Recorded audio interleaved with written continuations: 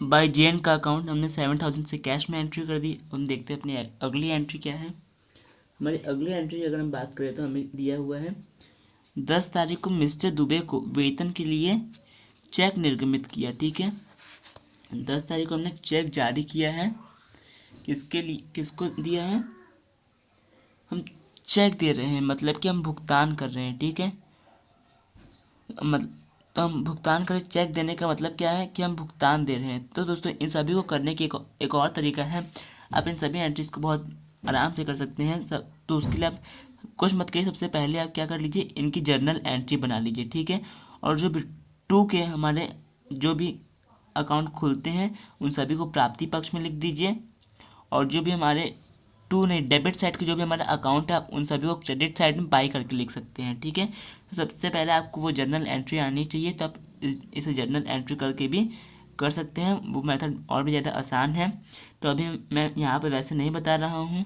ठीक है, क्योंकि मैं यहाँ पर थोड़ा सेल्फिश हो रहा हूँ, इसलिए मैं यहाँ पर नहीं बता रहा हूँ।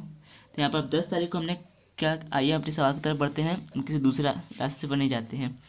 10 तारीख को हमें कहा गया है मिस्टर दुबे को वेतन के लिए चेक निर्गमित किया। अगर हमने किसे दिया है, अब हम चेक निर्गमित कर रहे हैं। ठीक है, मतलब कि जब चेक अगर हमने दिया है, मतलब कि पैसे तो हमारे अकाउंट से ही जाएंगे, और किसको हम पैसे दे, किसको दे, मिस्टर दुबे को दे रहे हैं। तो मिस्टर बाय दुबे का अकाउंट हम इधर लिखेंगे कैश की साइड में, क्योंकि हम दुबे को वेतन के लिए चेक निर्गमित कर रहे हैं। नहीं दोस्तों, यहाँ पर बाई सैलरी अकाउंट आ जाएगा। यहाँ पर बाई सैलरी अकाउंट, और हम चेक निर्गमित कर रहे हैं। अगर हम चेक निर्गमित करते हैं इसका मतलब कि अकाउंट से पैसे जा रहे हैं, तो हम 2000 लिख देंगे।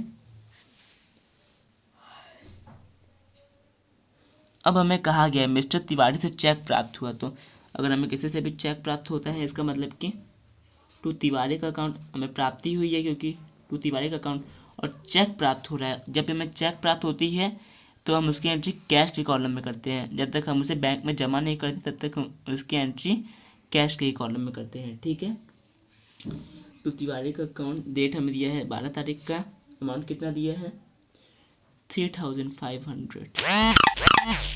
हमें अगली एंट्री में कहा गया मिस्टर तिवारी का उक्त चेक माल क्रय के लिए मिस्टर अग्रवाल को प्रस्थांकित किया।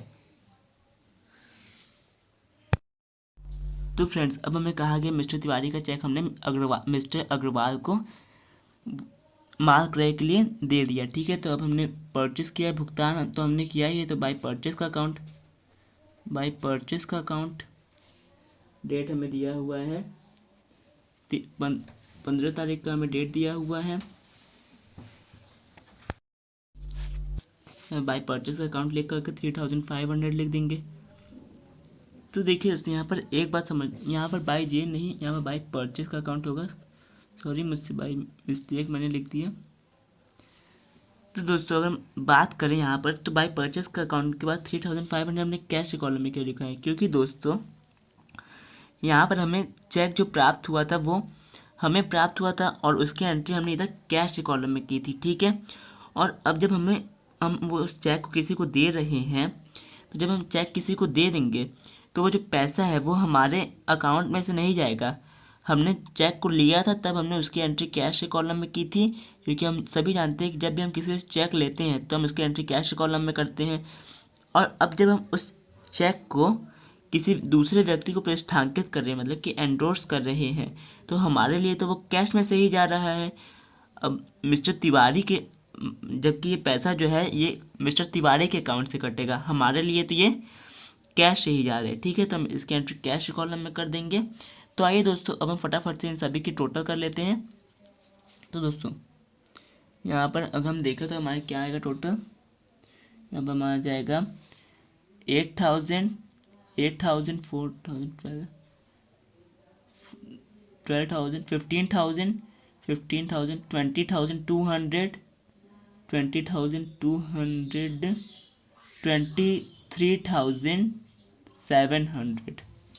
23,700 हमारा आ जाएगा इस साइड की कैश का टोटल।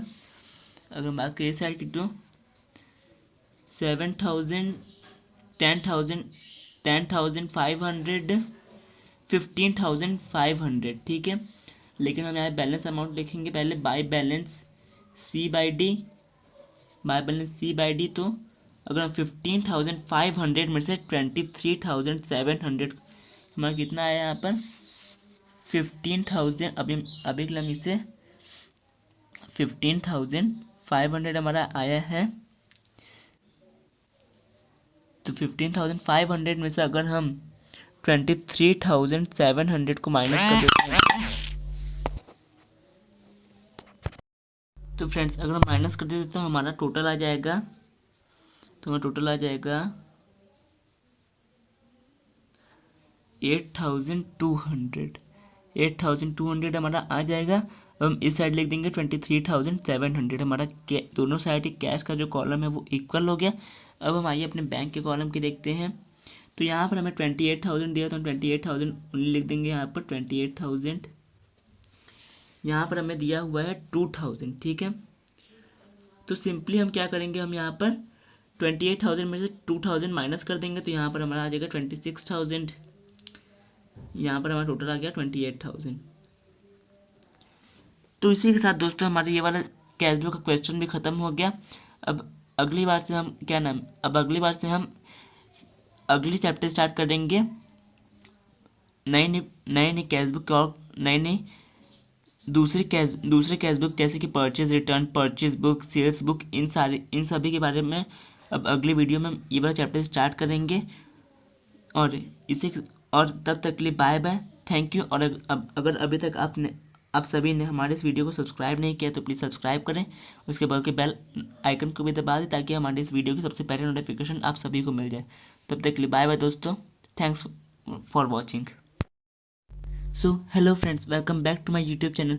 आज के इस वीडियो में आप सभी का बहुत बहुत स्वागत है। आज के इस वीडियो में हम बात करने वाले हैं अगेन एक और नए कैशबुक के क्वेश्चन के बारे में। और ये वाला जो कैशबुक का क्वेश्चन है ये हमारे लिए और बहुत ज़्यादा ज़रूरी होने वाला है। क्यों? क्योंकि इसमें हमारे बहुत सारे ज़रूरी एंट्रीज़ दिए हुए हैं। तो आइए दोस्तों हम देखते हैं ये कौन कौन से एंट्रीज़ हैं। और दोस्तों मेरा नाम यश सोनी है, और अगर आप सभी ने अभी तक हमारे चैनल को सब्सक्राइब नहीं किया है तो प्लीज़ इसे सब्सक्राइब करें और उसके बगल के बेल आइकन को भी दबा दें ताकि हमारे वीडियो के आने वाले जो भी सबसे ज़रूरी नोटिफिकेशंस हैं वो आप सभी को मिल जाए।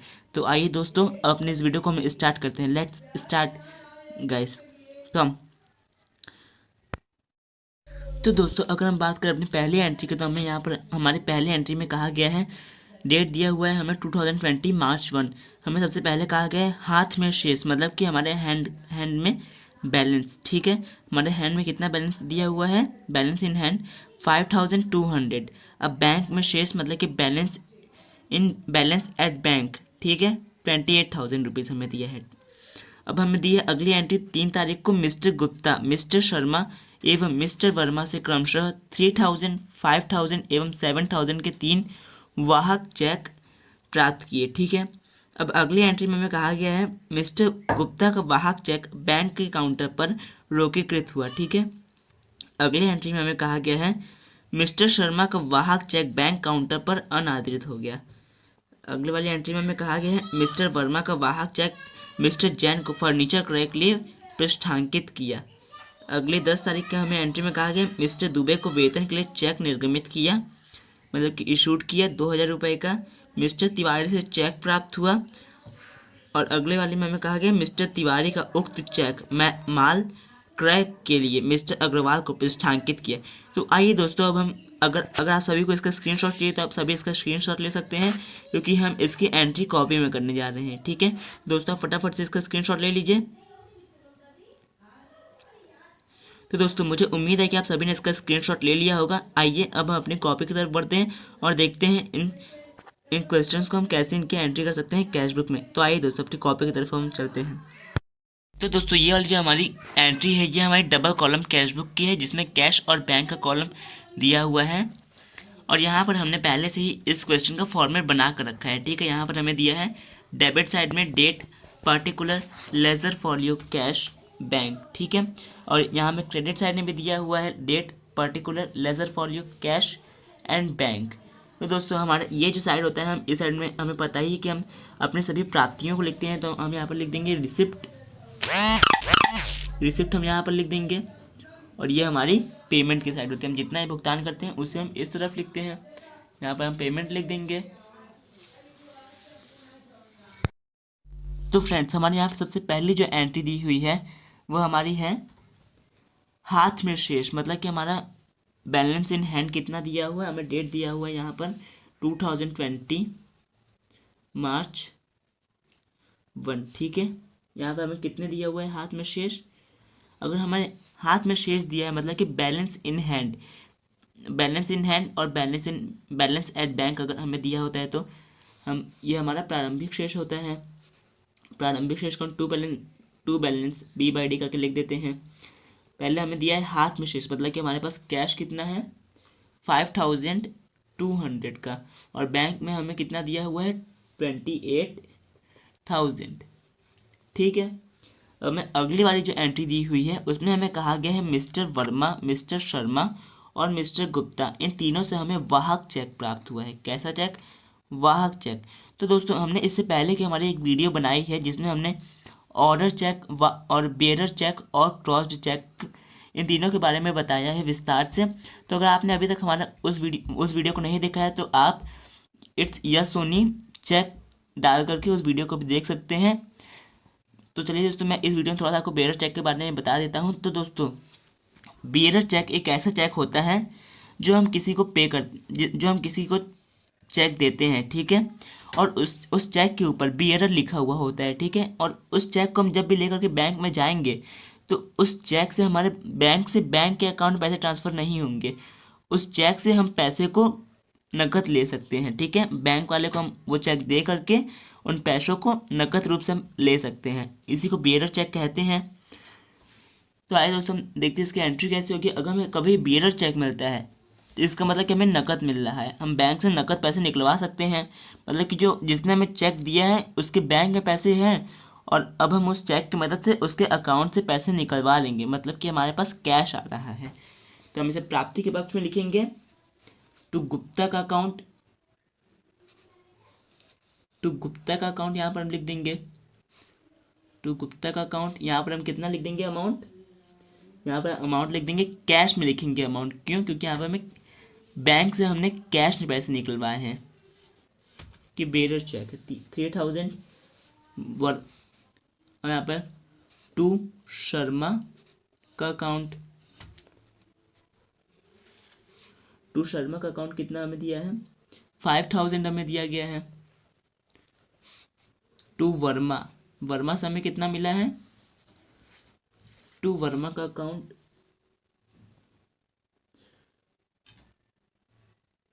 वर्मा से हमें 3000 रुपीज़ मिला है, ठीक है। वर्मा से हमें 7000 रुपीज़ मिला है, 7000 रुपीज़ हमें वर्मा से मिला है।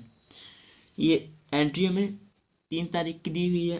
अब अगली एंट्री में हमें कहा गया है कि मिस्टर गुप्ता का जो वाहक चेक है वो बैंक के काउंटर पर रोकीकृत हुआ। तो दोस्तों जब भी हमें ऐसी एंट्री आए, मतलब कि जब भी कोई हमें बेरर चेक दे और उसको हम बैंक के काउंटर से कैश में बदलवा लें, मतलब कि अभी हमारे पास क्या है, अभी हमारे पास किसी ने हमने चेक दिया, ठीक है, और बैंक के काउंटर पर जाके हम उसे क्या करवा लें, कैश में बदलवा लें। तो दोस्तों जब भी हमें वाहक चेक मिलता है, जब भी हम वाहक चेक को कैश में परिवर्तित करते हैं तो हम उसकी एंट्री नहीं करते हैं, ठीक है। तो अब हमें अगली एंट्री दी हुई दोस्तों, हमें अगली एंट्री में कहा गया है मिस्टर शर्मा का वाहक चेक बैंक के काउंटर पर अनादृत हुआ। तो दोस्तों हमने अपने पहले की वीडियो में जान ही रखा है कि अगर कभी भी चेक अगर डिसऑनर्ड हो जाता है, डिसऑनर्ड का मतलब सीधी समझ लीजिए कि चेक बाउंस हो गया। जब भी चेक बाउंस होता है तो हम उसकी एंट्री, पहले हमें उससे पैसे मिले थे तो हम उसे प्राप्ति पक्ष में लिख दिए, ठीक है। तो हमें किससे, शर्मा से हमें पहले चेक मिला था तो उसे हमने प्राप्ति पक्ष में लिख दिया कैश के साइड में, ठीक है। लेकिन अब जब वही चेक अनादृत हो गया, मतलब कि डिसऑनर्ड हो गया, तो हम इसकी एंट्री इसके जस्ट अपोजिट कर देंगे। इसका मतलब कि हम डेट यहाँ पर लिख देंगे 3 तारीख लिख देंगे, और अब हम 22 शर्मा का अकाउंट लिख देंगे, क्यों? क्योंकि इसका चेक जो है वो डिसऑनर्ड हो गया। 22 शर्मा का अकाउंट और बैंक के काउंटर पर अनादृत हो गया, ठीक है। मतलब कि अभी तक हमने बैंक में पैसे को जमा नहीं किया था, चेक को हम केवल बैंक में लेके गए और बैंक के काउंटर पर जैसे ही हमने बैंक के किसी भी मेंबर को दिया, ठीक है, बैंक के किसी भी व्यक्ति को दिया हमने चेक, और उसने कह दिया कि नहीं ये चेक डिसऑनर्ड हो गया, मतलब कि इस चेक में बिल्कुल इस जिसका भी अकाउंट है इस अकाउंट में पैसे नहीं है, ये चेक बाउंस हो गया है, ठीक है। तो बैंक के काउंटर पर ही वो चेक अनादृत हो गया। इसका मतलब कि ये चेक, इसकी हम लोग एंट्री कैश में ही करेंगे, क्यों? क्योंकि अभी तक हमने बैंक से तो पैसे निकाले ही नहीं है, बैंक के काउंटर पर ही वो अनादृत हो गया। तो हम क्या करेंगे, इसकी जस्ट अपोजिट एंट्री कर देंगे। टू शर्मा का अकाउंट यहाँ 5000 से लिखा था, यहाँ पर 5000 से लिख देंगे। तो प्राप्ति पक्ष का और ये पेमेंट साइड का ये एंट्री इस एंट्री से कैंसिल हो जाएगी, ठीक है। अब मैं अगली एंट्री में कहा गया है मिस्टर वर्मा का वाहक चेक मिस्टर जैन को फर्नीचर क्रय के लिए पृष्ठांकित किया, ठीक है। मान लीजिए